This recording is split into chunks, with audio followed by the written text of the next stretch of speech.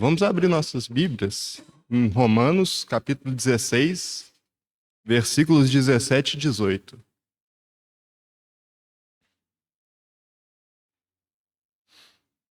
Romanos 16, 17 e 18. Diz assim: Rogo-vos, irmãos, que noteis os que promovem dissensões e escândalos contra a doutrina que aprendestes. Afastai-vos deles, pois os tais não servem a Cristo, o nosso Senhor, mas ao seu ventre. Com suaves palavras e bajulações enganam o coração dos ingênuos. Ó Senhor, nós te agradecemos por mais um momento que podemos ter aqui, Pai. Te agradecemos, Pai, porque o Senhor nos permite abrirmos a Tua palavra, Pai, compartilharmos ela, Pai, ouvirmos aquilo que o Senhor deseja nos transformar, Pai. E te pedimos, Pai, para que esse momento seja um momento em que o Senhor fale aqui, Pai, que possamos te ouvir, Pai, e naquilo que o Senhor deseja nos ganhar, Pai, possamos ser transformados. Pedimos no nome do Senhor Jesus.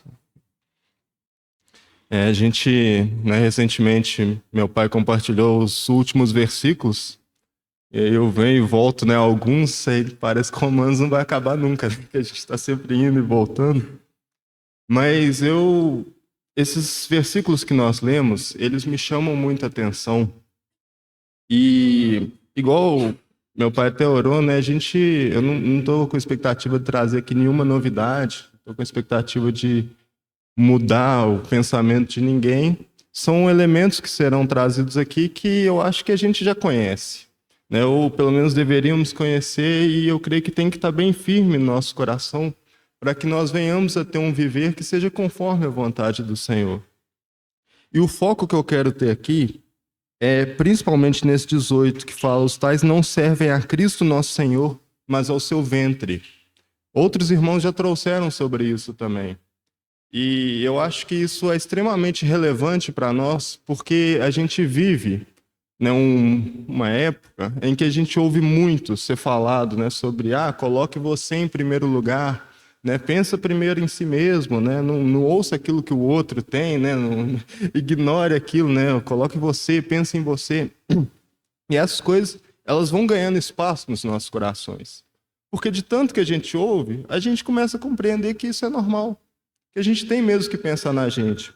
A gente não ouve aqui, no mundo, falando, sirva o seu próprio ventre, mas é isso que é dito. O mundo, ele tem nos influenciado para que nós venhamos a buscar ter um viver que seja de acordo com aquilo que nós queremos, que a gente faça a nossa vontade.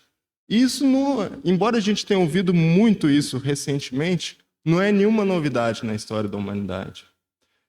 O primeiro pecado que aconteceu na história da humanidade, que foi lá de Adão e Eva, quando eles comem ali do fruto da árvore do conhecimento do bem e do mal, foi cometido porque eles queriam agradar eles mesmos. A serpente chega para eles e fala: se vocês comerem, vocês serão igual a Deus. Eles ouvem aquilo, Eva, ela ouve, ela fica querendo dar para Adão, Adão também come. O desejo deles ali era fazer a vontade deles, porque o Senhor tinha dito que não era para comer. E eu entendo que na nossa vida, as nossas ações que nós realizamos, elas são sempre tendo em vista duas coisas, elas podem ter duas possibilidades. Ou nós vamos agradar a Deus, ou nós vamos agradar a nós mesmos. Eu creio que em qualquer ação que nós façamos, nós temos em vista esse objetivo final, ou agradar a Deus ou agradar a nós mesmos. E esse pensamento, o Marcelo até trouxe mais cedo, falou, eu estava ali na Torre de Babel também, no orgulho pessoal, vamos elevar o nosso nome. E assim foi, durante toda a história da humanidade, foi caminhando assim. E a gente chega aqui, no momento da igreja primitiva ali ainda, Paulo já está trazendo de pessoas que serviam seus próprios ventres, que estavam no meio dos irmãos e estavam trazendo problemas. Então, irmãos, isso a gente tem que lidar com isso. E nós corremos o risco de sermos pessoas assim. Isso já adentrou a cristandade, infelizmente, e nós temos que estar bem atentos. Nós temos sido pessoas que temos servido nosso próprio ventre.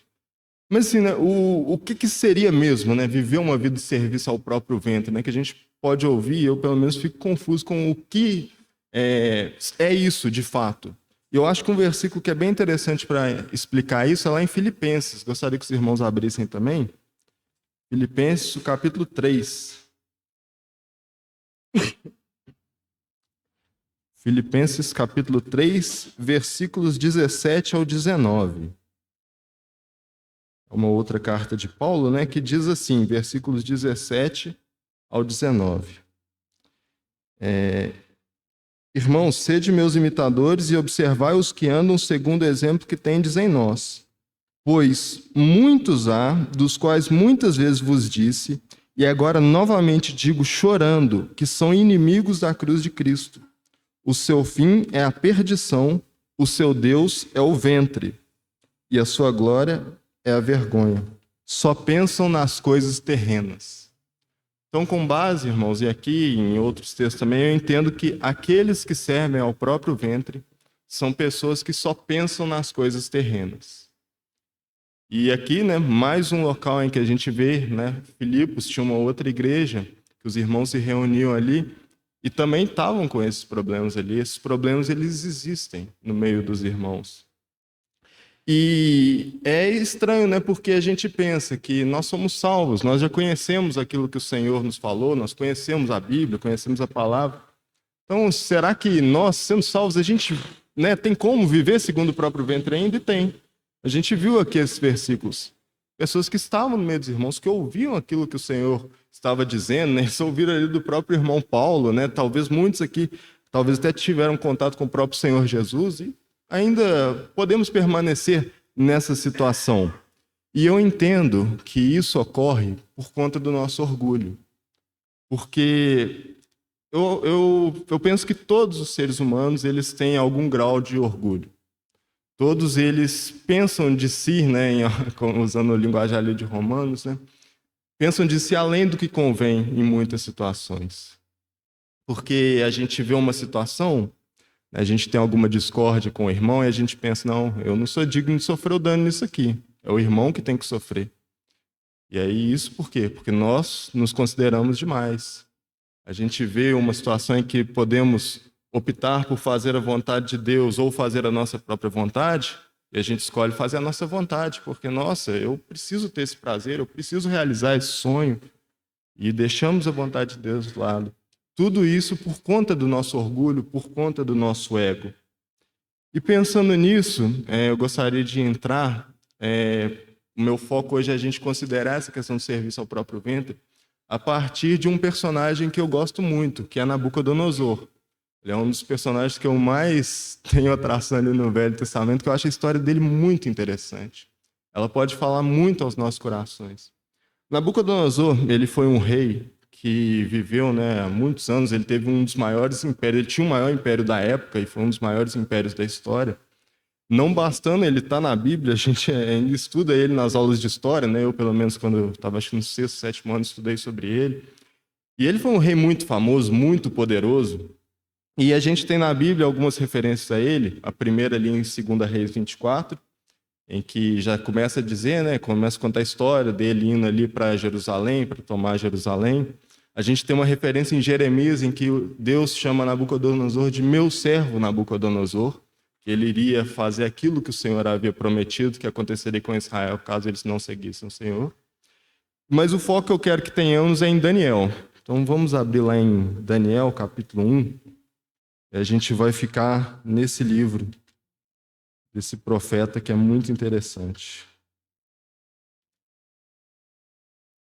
A gente vai ler algumas partes eu vou contar por conta do tempo, mas se os irmãos puderem, né, ler principalmente esses 4 primeiros capítulos depois, eu acho que nós temos muito a ganhar com ele, né? Com a Bíblia toda. Mas esses 4 capítulos eles podem falar muito aos nossos corações. Daniel, capítulo 1, a partir do versículo 1, diz assim: No 3º ano do reinado de Jeoiaquim, rei de Judá, veio Nabucodonosor, rei da Babilônia, a Jerusalém, e a sitiou. O Senhor entregou nas suas mãos a Jeoiaquim, rei de Judá, e uma parte dos utensílios do templo de Deus, e ele os levou para a terra de Sinear, para o templo do seu Deus, e pôs os utensílios na casa do tesouro do seu Deus. Então disse o rei a Aspenaz, chefe dos seus eunucos, que trouxesse alguns dos filhos de Israel da linhagem real e dos nobres, jovens em quem não houvesse defeito algum, formosos de aparência e instruídos em toda a sabedoria, sábios em ciência, versados no conhecimento, que tivessem habilidade para viver no palácio do rei, a fim de que fossem ensinados nas letras e na língua dos caldeus. O rei lhes determinou a ração de cada dia, da porção do manjar do rei e do vinho que ele bebia. Os jovens deveriam ser criados assim por 3 anos, para que no fim deles pudessem estar a serviço do rei. Aqui a gente começa a conhecer, né, Nabucodonosor, começa a ver o que ele fez, e o desejo dele aqui era pegar algumas pessoas, daqueles que fossem dos mais nobres de Israel, para poder estar servindo ele no palácio. E ele faz uma determinação, ó, vocês vão ter que comer daquilo que eu estou dando. Esse é o manjar, esse vinho, tudo isso aqui que eu estou determinando. A gente tem a sequência da história, né? Daniel, aquele versículo bem conhecido, né? Ele decide firmemente no seu coração não se contaminar com as finas iguarias do rei. Ele conversa ali com o chefe dos eunucos, ele pede, não, deixa a gente comer, né, dos vegetais, beber das águas. A gente tem no versículo 10 o chefe dos eunucos respondendo. O chefe dos eunucos disse a Daniel: tenho medo do meu senhor, o rei, que determinou a vossa comida e a vossa bebida. Por que veria ele os vossos rostos mais tristes do que os dos jovens que são vossos iguais? Assim poríeis em perigo a minha cabeça para com o rei. Então aqui a gente vê que Nabucodonosor, ele era um rei severo. Porque o que acontece? Se aquilo que Nabucodonosor tinha determinado não acontecesse, e ele descobrisse isso, né, vendo ali o rosto dos jovens, vendo que eles estavam abatidos, e descobrisse, eles não estão comendo aquilo que eu determinei, a cabeça do chefe dos eunucos ali ia rolar. Ele estava correndo perigo.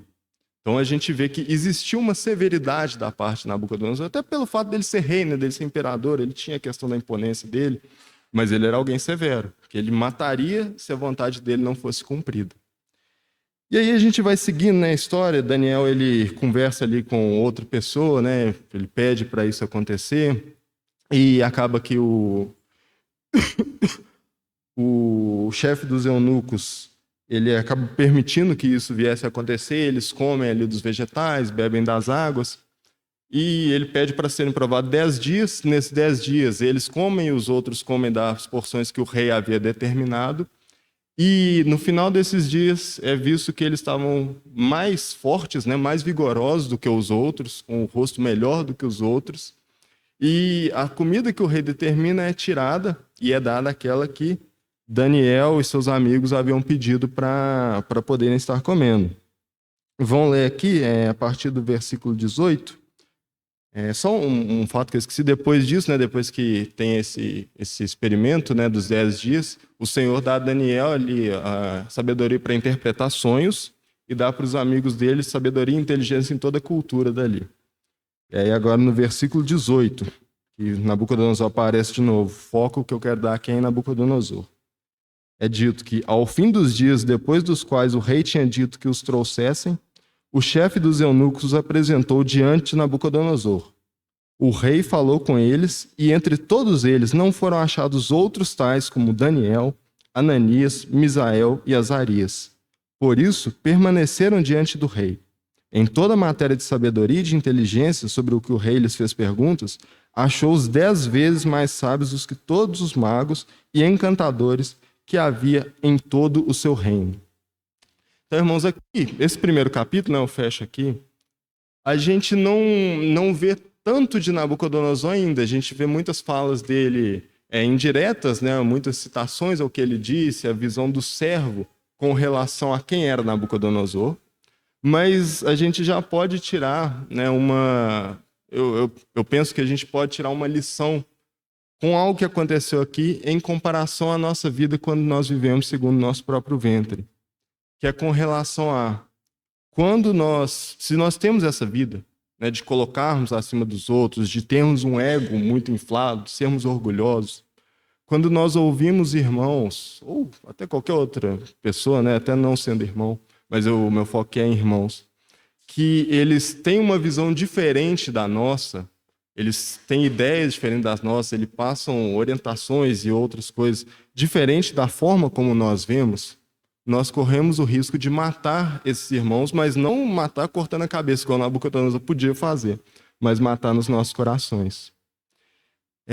A gente vê, né, Eu acho que um exemplo que ele, para mim, ele mostra isso claramente, principalmente em redes sociais, são pontos que são secundários na palavra de Deus, mas que há muitas discussões. Um dos principais é com relação à questão da salvação, né? Como que nós somos salvos? O Senhor escolhe, né? O Senhor nos ilumina para nós podermos optar por sermos salvos ou não, né? E na igreja evangélica, né, tem os dois principais, né, que são os calvinistas e os arminianos. E a gente corre o risco, né, de, sendo calvinista, olhar para o irmão arminiano e falar: não é possível que você crê nessa bobagem. Oh, como é que você não leu Romanos 9? Lá fala claramente: vasos para honra e vasos para desonra. Mas da mesma forma, o irmão arminiano pode virar para um calvinista e falar: uai, você não conhece Timóteo, não? Ela fala que Deus deseja que todos sejam salvos. Como é que você chega nessa conclusão? E a gente ouve isso. Só que não é só crer nisso. A gente começa a olhar para um irmão que tem um pensamento diferente do nosso e começa a ignorar esse irmão. Pensa: não, com esse irmão eu não falo, porque ele pensa diferente. Um ponto que é extremamente secundário. E eu acho que assim, a gente pode ter problemas em outras coisas também. Entre os jovens, recentemente, né, a gente estava na questão: não, que horas que vai ser a reunião? Vai ser 6 horas? Vai ser 7 horas? Aí estavam conversando no grupo, eu corro o risco de olhar para a Ana, que teve uma visão diferente da minha, e falo: não vou ouvir você não, você querer que tem que ser, você não pensa nos outros. Eu olho para a Osana, que pensou igual meu: não, vamos fazer esse horário mesmo, a Osana está certa. Ela tem... E a gente começa em questões extremamente simples, ignorar os nossos irmãos. Irmãos, eu estou falando isso, parece, né, pode até parecer que seja algo distante, mas eu conheço situações de irmãos que, infelizmente, por conta de questões secundárias, como essa da soteriologia, por exemplo, eles pararam de ouvir irmãos que compartilham em assuntos que são basilares por conta do pensamento que é divergente nesses outros aspectos secundários. Nós corremos esse risco, irmãos. Se nós formos cheios de nós mesmos, nós vamos querer matar os nossos irmãos no nosso coração por conta da divergência de pensamentos. E não pode ser assim. O Senhor não nos chamou para uma vida de divisão, para uma vida de olharmos para nós mesmos e crermos que nós somos os melhores, nós cremos naquilo que é certo. Com isso também, eu não quero falar para os irmãos que é proibido a gente ter um pensamento diferente, porque esses pontos secundários, a Bíblia não fecha. Eu não acho que é um pecado a gente crer de uma forma ou crer da outra. Eu acho que o que nós temos que fazer é não tomarmos essas questões como os aspectos primários do nosso viver e ignorar os nossos irmãos que pensam diferente. Então eu creio que nós temos que ter esse cuidado com a forma que nós vivemos. E esse era o ponto que eu queria trazer por conta desse capítulo 1. E agora vamos seguir para o capítulo 2, que vão nos primeiros versículos, dizem assim. Agora a gente vai ver um pouquinho mais de Nabucodonosor. No 2º ano do reinado de Nabucodonosor, teve este uns sonhos. Seu espírito se perturbou e ele perdeu o seu sono. Então o rei mandou chamar os magos, os encantadores, os feiticeiros e os astrólogos, para que declarassem ao rei qual tinha sido o seu sonho. Quando vieram se apresentar diante do rei, este lhes disse: tive um sonho que perturba o meu espírito e quero saber o que significa. Então os astrólogos disseram ao rei em siríaco: ó rei, vive eternamente. Dize o sonho a teus servos e daremos a interpretação. Respondeu o rei aos astrólogos: é esta a minha decisão. Se não me fizerdes saber o sonho e a sua interpretação, sereis despedaçados, e as vossas casas serão feitas um monturo. Se, porém, vós me declarardes o sonho e a sua interpretação, recebereis de mim dádivas, recompensa e grande honra. Portanto, declarai-me o sonho e a interpretação. Eles responderam segunda vez, disseram: digam ao rei seu sonho e aos seus servos e daremos a interpretação. Então o rei respondeu: percebo muito bem que vós quereis ganhar tempo, porque vedes que a minha palavra é irrevogável. Se não me fazeis saber o sonho, uma só sentença será a vossa. Vós preparastes palavras mentirosas e perversas para as proferirdes na minha presença, esperando que se mude a situação. Portanto, dizei-me o sonho, para que eu entenda que me podeis dar a sua interpretação. Responderam os astrólogos na presença do rei: não há ninguém sobre a terra que possa declarar a palavra ao rei, pois nenhum rei há, senhor ou dominador, que requeira coisa semelhante a algum mago, encantador ou astrólogo. Portanto, a coisa que o rei requer é difícil, e ninguém há que a possa declarar diante do rei, senão os deuses, cuja morada não é com os homens. Então o rei muito se irou e enfureceu, e ordenou que matassem todos os sábios da Babilônia. Então aqui a gente começa a conhecer Nabucodonosor por Nabucodonosor. Que a gente tem a primeira fala dele, né, mais direta assim, e a gente vê que ele está à altura daquilo que a gente viu antes, né? Ele, se não seguir o que ele fala mesmo, ele vai matar mesmo. Vocês não estão conseguindo saber o que eu sonhei? Vocês vão morrer então. E ele pede ali algo que era absurdo para todos. Os astrólogos, os feiticeiros ali da época. E só um ponto de curiosidade que eu achei interessante é que eu sempre fiquei pensando, mas por que ele quer saber o sonho dele, né? Eu estava até vendo, tem uma Bíblia de estudo, que os irmãos eles vão fazendo comentário de alguns versículos. Eles falam que é porque na época havia um entendimento que o sonho do rei era referente a um aspecto futuro. E era necessário que o rei soubesse o que ele sonhou, né, a interpretação do sonho, para que ele soubesse como seguir no governo dele. Então é por isso que ele deseja saber aqui o que ele tinha sonhado, porque talvez ele tinha esquecido, né, uma linha de pensamento, ou ele queria provar mesmo se a interpretação que eles dessem era a correta, que eu até creio que faz mais sentido, era isso. E aí a gente segue na história, né? A gente vê que, né, nenhum mago ele estava conseguindo, aí o rei, igual a gente leu, manda matar todo mundo, e eles começam a ir atrás dos sábios e encontram Daniel. Daniel não está nem sabendo, né? É estranho, porque Daniel ele tinha, né, essa questão de interpretações, só que ele não foi chamado, né? Os irmãos até falam nesse Bíblia de estudo que eu estava lendo também, que é possível que Daniel não tinha passado daqueles primeiros 3 anos ainda. Porque começa esse capítulo, né, o versículo 1, fala que é no 2º ano do reinado de Nabucodonosor. Então pode ser que Daniel ainda estava naquele processo de aprender da cultura da época, mas também pode ser que não, porque a Babilônia ela tinha uma forma de contagem um pouco diferente, mas fato é que Nabucodonosor ele mandou matar todo mundo, Daniel não foi chamado, ele não estava sabendo. E aí ele fica sabendo disso, né? Ele conversa ali com o chefe da guarda, fala, não, o que está acontecendo, né? Tão grave. Ele conta e Daniel pede um tempo. Não, me dá um tempo que vou dar a interpretação. Ele se reúne ali com seus amigos, o Ananias, Misael e Azarias, os 4 oram, pedem ao Senhor a revelação ali daquele sonho, e o Senhor dá a revelação ali para Daniel. Daniel ele agradece ao Senhor e ele vai lá se encontrar com o rei, né, com Nabucodonosor. E ele revela ali para Nabucodonosor qual que era o sonho que ele tinha tido. Eu não vou ler para a gente ter tempo, mas o sonho, né, é que Nabucodonosor ele tinha sonhado com uma estátua gigantesca. E essa estátua ela tinha, né, a cabeça de ouro, tinha o peito e os braços de ferro, e assim ia de prata, né? E assim ia descendo diversos pontos da estátua, né? Do corpo da estátua eram de materiais diferentes, até os pés que eram barro fundido, misturado com ferro. E Daniel revela para Nabucodonosor. Vamos ler aqui essa parte da revelação, que aí a gente consegue pegar o sonho também, a partir do versículo 36 de Daniel, capítulo 2, que diz assim: este é o sonho, também é a interpretação. Dele diremos na presença do rei. Tu, ó rei, és rei de reis, a quem o Deus do céu deu o reino, o poder, a força e a majestade, em cujas mãos ele entregou os filhos dos homens, onde quer que habitem, os animais do campo e as aves do céu, e fez que dominassem sobre todos eles. Tu és a cabeça de ouro. Depois de ti se levantará outro reino, inferior ao teu, e um terceiro reino de bronze, o qual terá domínio sobre toda a terra. O 4º reino será forte como o ferro, pois como o ferro esmigalha e quebra tudo, como o ferro quebra todas as coisas, ele esmigalhará e quebrará. Quanto ao que viste dos pés e dos dedos, em parte barro de oleiro e em parte ferro, isso será um reino dividido.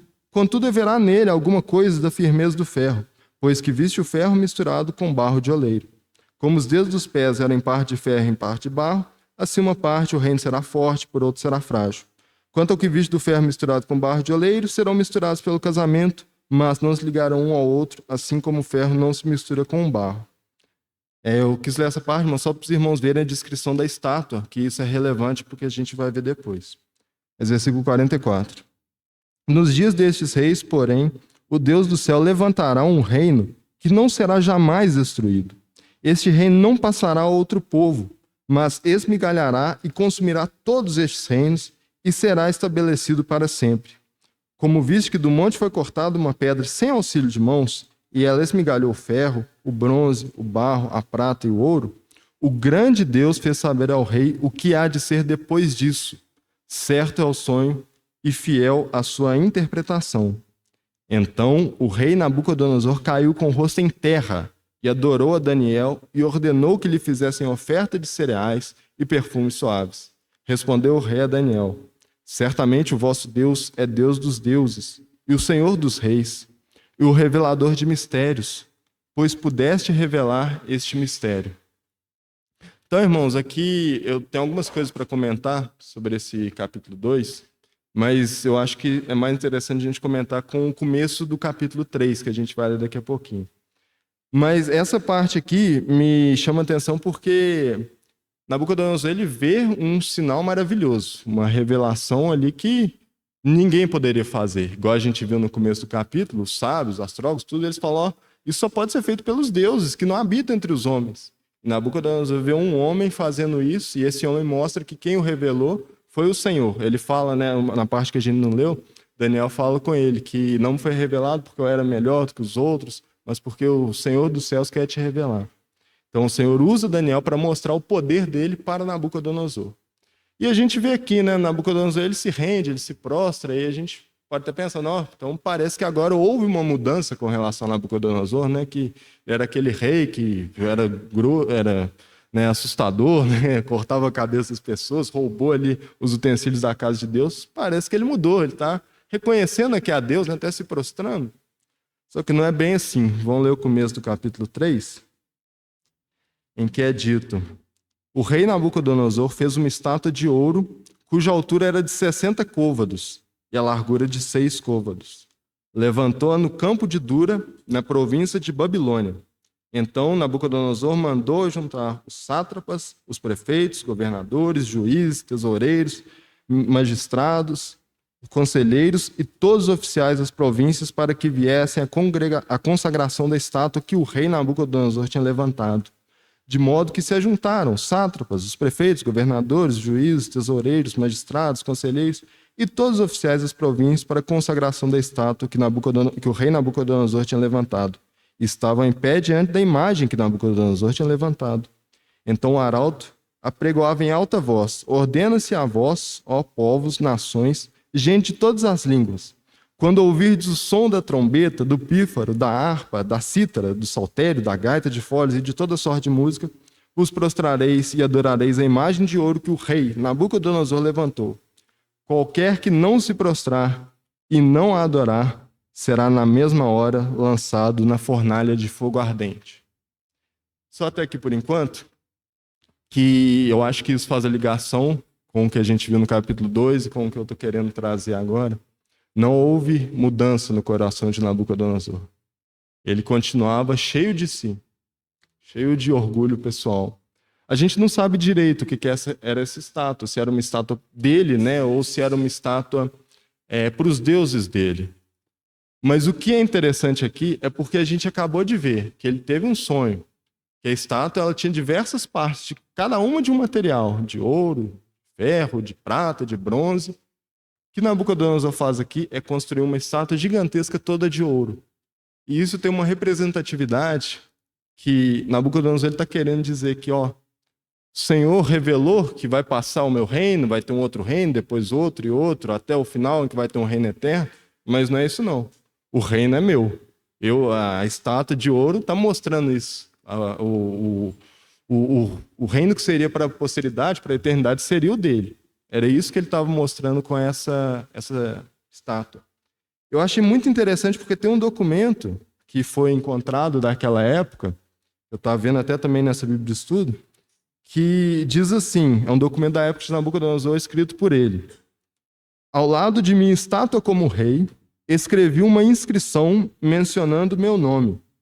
Eu a erigi para a posteridade, que os futuros reis respeitem o monumento, lembrem-se do louvor dos deuses. Aquele que respeitar o meu nome real, que não revogar meus estatutos, seu trono estará seguro, sua vida será longa e sua dinastia continuará. Então esse era o coração de Nabucodonosor. Não teve mudança ali, mesmo ele vendo um sinal maravilhoso que o Senhor tinha demonstrado ali a ele, ele não tinha sido quebrado. Ele ainda estava todo cheio de si. E isso me chama atenção para 2 pontos que eu acho que dialogam com riscos e perigos que nós temos no nosso viver. O primeiro é acreditar que ver sinais, ver alguns movimentos que entendemos que são do Senhor, estão implicando para nós que nós estamos vivendo uma vida correta, de serviço a Deus e não ao próprio ventre. E eu não acho que é assim. Nós vemos sinais o tempo todo, né? Se nós abrirmos nossos olhos, né? Como o Marcelo lembrou há algumas semanas sobre o contemplar, é maravilhoso, irmãos. Olhem para o céu. Os céus revelam a glória do nosso Senhor. A natureza, ela mostra o Senhor. O nosso viver, ela mostra o Senhor. É um sinal de que o Senhor existe. O arco-íris, toda vez que temos uma chuva, é um sinal do Senhor. Então, nós podemos ver sinais do Senhor o tempo todo aqui na reunião, com os irmãos compartilhando. Eu creio que muitas vezes são sinais do Senhor mostrando o cuidado que Ele tem conosco através da palavra. No nosso dia a dia, o nosso trabalho, tantos livramentos nós temos, creio que são sinais que o Senhor mostra do amor que Ele tem para conosco. Mas isso não significa que o nosso viver ele tem sido correto. A gente pode estar vendo tudo isso e continuar com o nosso coração endurecido, assim como Nabucodonosor tinha visto a revelação do sonho e continuou endurecido. Isso me lembra ali de João 6, né, quando tem o primeiro milagre que o Senhor Jesus faz de multiplicação dos pães e dos peixes, né, aquela história famosa que um rapaz ele tinha 5 pães e 2 peixes, né, o Senhor multiplica e alimenta 5.000 homens, além de mulheres e crianças, ainda sobram 12 cestos. E foi um sinal maravilhoso que o Senhor Jesus fez. Algo que não tinha sido visto igual, né? A gente teve multiplicação de óleo, mas da forma como o Senhor faz, ninguém tinha feito. E a gente vê, no dia seguinte, os discípulos atravessam, o Senhor atravessa o mar, e as pessoas vão atrás do Senhor Jesus. E o Senhor fala para eles, vocês não estão atrás de mim. Vocês estão atrás do pão e do peixe que eu dei para vocês. E ele tem ali uma conversa muito dura ali com aquelas pessoas, e muitas deixam de seguir o Senhor.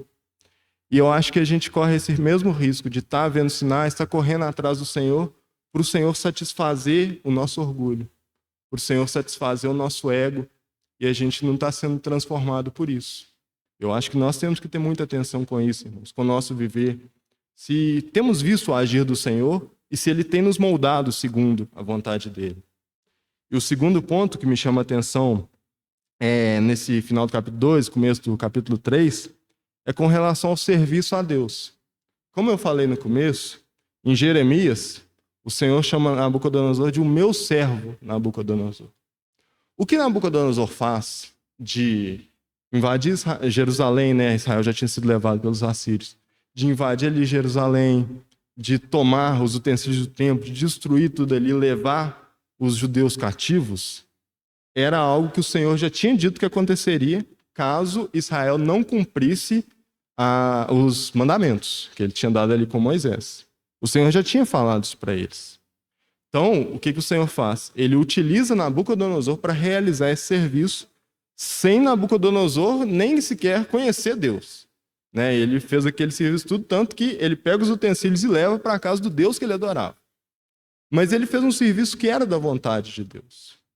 E eu acho, irmãos, que nós podemos correr um risco de fazermos algo que nós entendemos que é para Deus e nos incharmos por isso e acharmos que, por conta disso, o nosso viver é correto. Nós somos servos de Deus e temos vivido da forma mais correta possível.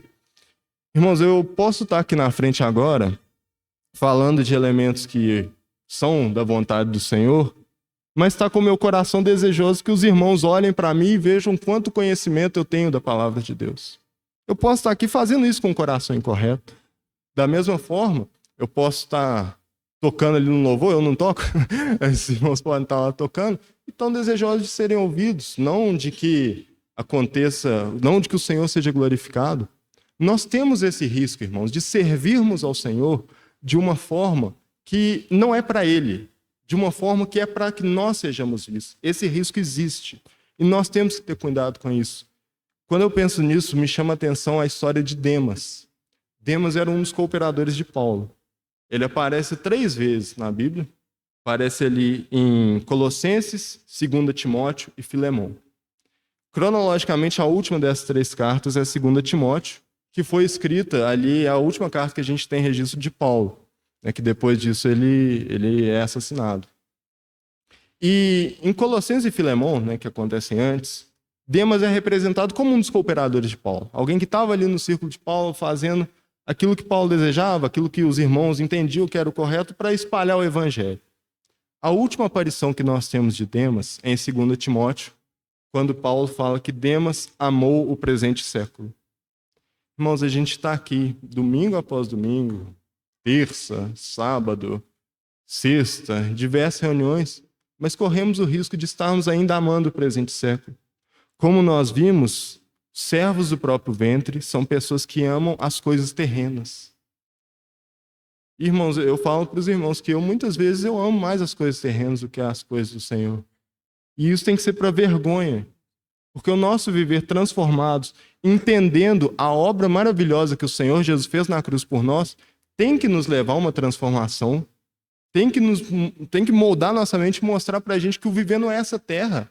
As coisas daqui são passageiras, as coisas daqui acabam, os prazeres daqui duram pouco, mas as coisas com o Senhor, elas são eternas. E estejamos atentos a esse risco, irmãos. Voltando ali para Daniel, no capítulo 3, a gente vê que acontece, né? A história não vou ler aqui ainda, mas o que acontece, né, posterior ao que a gente lê é que os amigos de Daniel, né, Ananias, Ael e Misael e Azarias, eles não adoram. Eles são vistos, são denunciados ali pelos alguns sábios, alguns grandes ali da Babilônia, e Nabucodonosor se enfurece. Com muita raiva. Nossa, vocês não estão adorando a minha estátua? Né? E isso é um absurdo, né? E os 3 ali, eles passam uma situação difícil, mas é muito bonito que eles respondem, né? Nabucodonosor fala, ó, eu vou julgar se vocês não me adorarem, vou julgar vocês na fornalha, e quem é o Deus que poderá livrá-los da minha mão? Ele se achava superior a qualquer Deus, né? E principalmente ao nosso Deus, que é o único. E os 3 respondem, né? Oh, rei, sobre esse assunto, né? Nós não nos curvaremos perante a sua estátua. E o Senhor ele pode nos livrar, mas fique sabendo, oh, rei, que se ele não nos livrar, nós não nos curvaremos perante a sua estátua. E a gente chega aqui no versículo que aí eu quero voltar a ler, que é o 19, capítulo 3, que diz...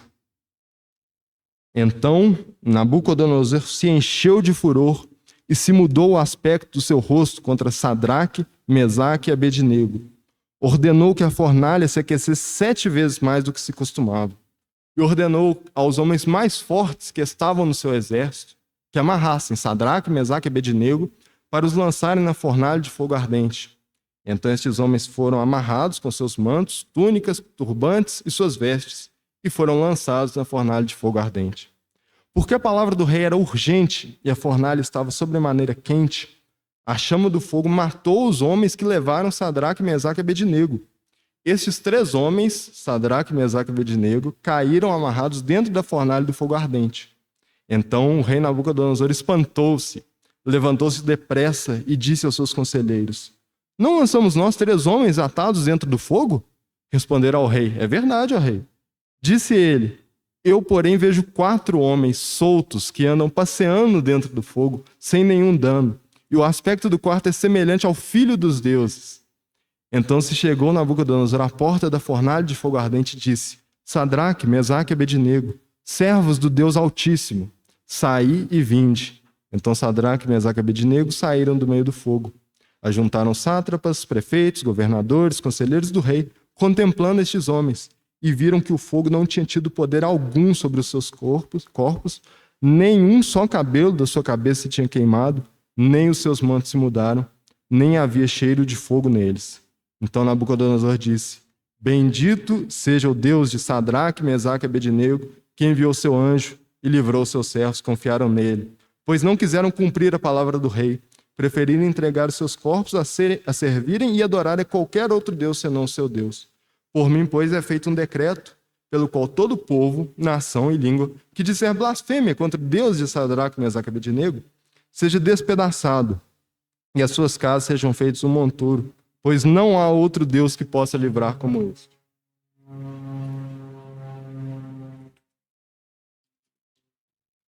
Aqui, parece que agora teve, né? Parece que agora Nabucodonosor mudou. Ele até escreveu um decreto, né? Se adorarem outro, vai ser despedaçado. E, irmãos, aqui focando de novo, né?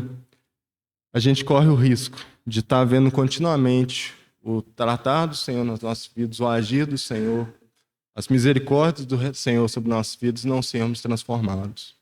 E temos que estar atentos com isso, irmãos. Temos que reconhecer que o Senhor é soberano sobre as nossas vidas, que o Senhor está agindo sobre nossas vidas e que não somos nós. Não é através do nosso orgulho, não é através do nosso ego que nós temos que buscar viver o que o Senhor deseja. E aqui a gente viu, Nabucodonosor, ele está vendo tudo isso. E parece que agora ele mudou, né? Vamos começar a ler aqui o capítulo 4, que é a última parte, né, que Nabucodonosor aparece, a última parte que eu quero tratar com os irmãos, que diz assim, vamos ler até o versículo 3 inicialmente. O rei Nabucodonosor, a todos os povos, nações e homens que moram em toda a terra, paz vos seja multiplicada. Aí já está diferente, né? Paz, antes ele arrancava a cabeça das pessoas. Pareceu-me bem fazer conhecidos os sinais e maravilhas que Deus, o Altíssimo, fez para comigo. Quão grandes são os seus sinais, quão poderosas as suas maravilhas. O seu reino é um reino sempre eterno, e o seu domínio de geração em geração. Então, irmãos, agora teve alguma mudança. Alguma coisa aconteceu no coração de Nabucodonosor, que agora esse reconhecimento é diferente dos anteriores. A gente vai ver que o que aconteceu, né? Eu creio que os irmãos já conhecem, né? Fazendo um suspense à toa. Mas eu acho muito interessante essa história. E eu acho muito legal esse capítulo, porque a gente está na velha aliança. A gente está num momento em que, embora o Senhor ele trabalhe, sim, com muitos gentios, né? A gente tem profetas que escrevem ali para outros povos. É um capítulo escrito por um gentio. É um capítulo escrito por um dos maiores imperadores que já viveu. Esse capítulo acontece todo na primeira pessoa e é uma forma de escrita diferente ali de Daniel. A gente vê que é Nabucodonosor quem está escrevendo. E é muito legal ver isso, né? O Senhor, na misericórdia dele, né? no poder que o Senhor tem, ele usou um dos maiores imperadores que teve nesse reino terreno para escrever a palavra dele. Olha como o Senhor é poderoso e como que a vontade dele é que é feita, não a nossa, independente de quem nós somos e do poder que nós temos aqui nesse mundo. E aí, né, seguindo a história, só comentando, a gente tem que Nabucodonosor teve um novo sonho. Ele tem o segundo sonho dele, que é registrado. E dessa vez ele chama de novo ali os sábios, e dessa vez ele conta o sonho. E provavelmente, né, que ou ele lembrava, né, e na outra vez talvez ele não lembrava, ou aqui ele já tinha a confiança em Daniel, sabendo que se os outros revelassem alguma coisa, Daniel podia confirmar ou negar. Talvez seja isso. Mas ele conta o seu sonho. E aí os sábios, os astrólogos, ninguém consegue decifrar. E por último entra Daniel. E Nabucodonosor conta o sonho dele. Ó, eu sonhei com uma árvore muito grande que cresceu, ocupou até as extremidades da terra. Debaixo dela, né, os animais encontravam aconchego, as aves faziam ninho. Essa árvore ela tinha uma folhagem muito bonita, ela dava muitos frutos e os animais se alimentavam ali debaixo. Até que desce um santo, né, do céu e fala: derrubar essa árvore. Manda derrubar a árvore, fala que o coração dela seria mudado de um coração de homem para um coração de animal. E diz que era para que as raízes daquela árvore ainda permanecessem, porque seriam passados 7 tempos sobre essa árvore. E aí Nabucodonosor fala, né, ó Daniel, eu sei que em você é o Espírito dos deuses, né? Você pode me revelar esse mistério. Daniel fica atônito, né? Ele fica impressionado com aquela visão. Nabucodonosor até fala com ele, não se impressione, né? Pode falar. E Daniel fala com ele, com, né, todo o respeito, né, com que ele tinha, reverência que Daniel ele tinha pelo rei e por todos os outros que vêm depois.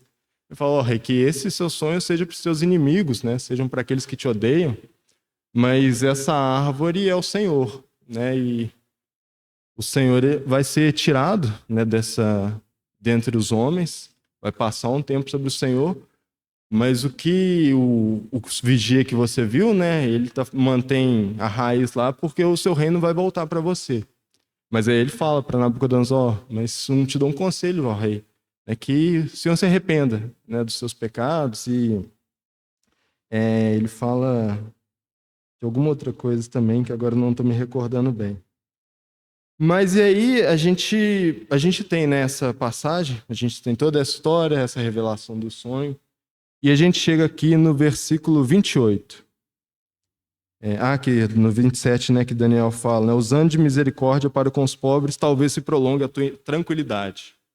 Aí a gente chega aqui no versículo 28. Todas estas coisas sobrevieram ao rei Nabucodonosor.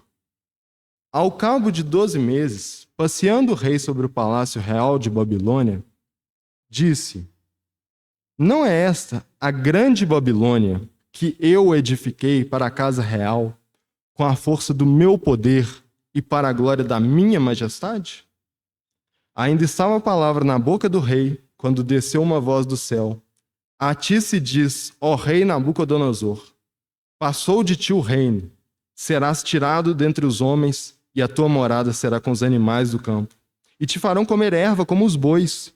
Passarão 7 tempos sobre ti, até que conheças que o Altíssimo tem domínio sobre o reino dos homens, e o dá a quem quer.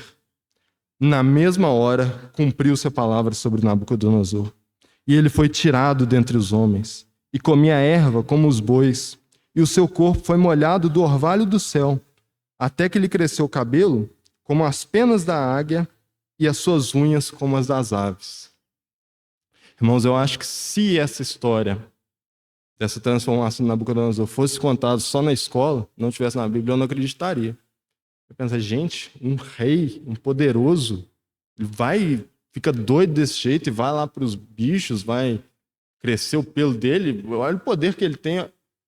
Irmãos, olha o que aconteceu com Nabucodonosor. Olha o estágio que ele chegou por conta daquele viver que ele tinha. Irmãos, eu temo que isso possa acontecer conosco também, não dessa forma literal, porque eu entendo que o Senhor ele tem uma forma de trabalho diferente hoje, mas existem algumas Bíblias, né, que têm um título nesse capítulo, ou numa parte desse capítulo, que fala a loucura de Nabucodonosor. Eu acho um título bem adequado, só que não apenas para essa parte. Eu acho que a loucura de Nabucodonosor está desde o início, desde o orgulho que ele tinha. E da mesma forma, irmãos, essa loucura pode ser nossa também. Nenhum de nós aqui, né, que está nesse salão, é bilionário. Nenhum de nós aqui somos tão famosos igual estrelas hollywoodianas para esse mundo. Mas mesmo assim a gente ainda se ensoberbece, né? Eu falo pelos irmãos, ensoberbece em muitas coisas. A gente corre o risco de olhar para o nosso trabalho, olhar para o cargo que a gente está, olhar para o nosso salário e falar: não é esse o meu trabalho que eu obtive para louvor da minha majestade? A gente corre o risco, irmãos, de olharmos para a faculdade, para os nossos estudos, para os diplomas, para as graduações, para pós-doutorado, doutorado, etc., etc., para a faculdade que a gente entrou, que é reconhecida mundialmente, falar: não é esse o estudo que eu obtive para louvor da minha majestade? A gente corre o risco, irmãos, de estar aqui servindo aos irmãos, ter um ministério reconhecido por muitos irmãos, falar: não é este o ministério que eu edifiquei para louvor da minha majestade? Irmãos, o orgulho, ele nos cerca. Ele está ao nosso redor o tempo todo. Se a gente der brecha, a gente vai cair nele. A gente vai cair nas tentações que ele oferece. A gente vai começar a olhar para nós e acharmos que nós somos melhores. Acharmos que nós somos dignos. De que a gente não merece o tratar do Senhor, não merece o mudar do Senhor, o agir do Senhor, disciplinando as nossas vidas. E achar que os nossos irmãos estão errados e viermos a provocar dissensões entre os irmãos, como é falado ali em Romanos. Esse risco ele está nos cercando, irmãos. Mas aí a gente chega aqui, no versículo 34. Vou ler agora. Que diz: ao fim daqueles dias, porém, eu, Nabucodonosor, levantei os olhos ao céu, e tornou-me a vir o meu entendimento, e eu bendisse o Altíssimo, e louvei e glorifiquei ao que vive para sempre, cujo domínio é um domínio sempre eterno, e cujo reino é de geração em geração. Todos os moradores da terra são reputados em nada. Segundo a sua vontade, ele opera no exército do céu e nos moradores da terra. Não há quem lhe possa deter a mão ou lhe dizer: que fazes? No mesmo tempo, voltou-me a vir o meu entendimento, e para a dignidade do meu reino, tornou-me a vir a minha majestade e o meu resplendor. Buscaram-me os meus conselheiros e os meus grandes, e fui restabelecido no meu reino, e a minha glória foi aumentada. Agora, pois, eu, Nabucodonosor, louvo, exalto e glorifico ao Rei do céu, porque todas as suas obras são verdade, e os seus caminhos justos, e pode humilhar aos que andam em soberba. Irmãos, é maravilhoso o quebrantamento que Nabucodonosor teve. A gente não pode cravar, né? Mas eu imagino que dessa vez o arrependimento dele foi genuíno, e eu creio que Nabucodonosor ele vai estar conosco na glória. E é maravilhoso porque olha como é que o Senhor trabalha na vida de uma pessoa. Como já disse, né? A gente pode ter muito orgulho, a gente pode pensar de nós mesmos além do que convém em muitas situações. Mas o Senhor, ele é poderoso. Ele pode nos tratar. Ele tem poder de quebrar tudo que nós somos. A miséria que nós somos, o Senhor ainda pode quebrar ainda, né? O Senhor é capaz de dividir o átomo que nós somos. Porque ele tem poder. E se ele fizer isso, muito bom. É muito bom nós sermos tratados aqui ainda, para que a gente não corra o risco de vir assim, nesse viver, até o final, e não termos uma vida real com o Senhor, né? Viver só uma vida de religiosidade. E quando a gente pensa, né, no servir ao próprio ventre, essa vida para as coisas terrenas, muitas dessas coisas vão ser proveitosas, vão ser gostosas para nós, vão ser prazerosas. Porque se o servir ao próprio ventre não fosse prazeroso, ninguém ia fazer. Se o servir ao próprio ventre fosse algo que é ruim, ninguém ia fazer. Mas o servir ao próprio ventre, ele traz coisas boas. Ele traz algumas coisas que a gente não... Vou colocar de uma forma, mas que a gente não tem com o Senhor. Eu estou falando de questões de pecado. Mas temos que entender que essas questões são prazeres temporários, que não têm uma duração eterna. Quando a gente pensa, né, no versículo lá de Eclesiastes, que Deus colocou a eternidade no coração do homem, nós jovens até falamos disso ontem, esse versículo implica para nós que no coração de cada ser humano existe o desejo por alguma coisa. Existe o desejo por algo que é maior. E todo ser humano está buscando preencher isso de alguma maneira. Tem gente que tenta preencher com riquezas, tem gente que tenta preencher isso com sexo, tem gente que tenta preencher isso com droga, tem gente que tenta tudo isso. E com as coisas do mundo, a gente vai colocando as coisas, vai sendo preenchido, mas rapidamente passa. Aí a gente precisa de outra coisa. Aí eu vou procurar agora isso. Não, já passou esse sentimento aqui, agora eu vou outra coisa. E o mundo fica correndo atrás disso. E a gente tem que tomar o cuidado, irmãos, de não estar nessa situação. Existe tem um filme que eu acho muito legal, que é o A Procura da Felicidade. Não sei se os irmãos conhecem. Ele é um filme mais antigo, né? Então eu vou falar o final, irmãos, me perdoem. É um filme com o Will Smith. E ele tá o tempo todo, né, buscando. Ele passa umas situações muito difíceis na vida, pobreza, cuidar do filho, numa situação muito difícil. Até que no final ele consegue, né? Ele chega, fica rico ali, fica milionário e tal. Vai terminar então o filme falando, né, sobre a vida dele, porque é baseado numa pessoa real. E eu acho interessante esse nome, A Procura da Felicidade. Que eu estava pensando, eu não sei a vida dessa pessoa, não sei se ele é salvo, né, se ele crê no Senhor, mas se ele não crê, a procura da felicidade dele não acabou ali quando as letrinhas subiram do filme. Ele obteve a riqueza ali, mas ele ainda vai estar procurando outra coisa, porque o prazer da riqueza vai passar. E aí ele vai tentar preencher com outra coisa e outras sucessivamente. E, irmãos, nós temos aquilo que preenche a nossa satisfação. Nós temos aquilo que mostra para nós, não olhe para você mesmo, porque por você mesmo você não vai conseguir preencher. É apenas o Senhor que consegue. Nós temos que estar atentos a isso, crendo que o Senhor é poderoso para trabalhar em nós. E se, irmãos, por algum acaso, né, a gente tem vivido essa vida de olhar para nós mesmos, de sermos servos do próprio ventre, isso vai trazer problemas para a igreja. Isso vai trazer divisões. Por quê? Porque a gente vai olhar para o nosso irmão e vai falar, não, eu não posso conviver com ele, porque ele pensa diferente de mim. Eu tô certo, ele tá errado. E a gente pode até dar um oi, beleza e tal, mas vamos ter problemas. A gente vai levar divisões entre os irmãos. A gente vai começar a trazer conversa do nosso entendimento, de nós acharmos que nós somos melhores, e fazer, não, os irmãos têm feito errado, tem que ser dessa forma, tem que ser daquela. E isso vai ser muito prejudicial para a gente, irmãos. Se estamos nessa situação, não só no meio da igreja, no meio dos irmãos, né, mas também no nosso dia a dia, com relação ao trabalho, com relação a estudo.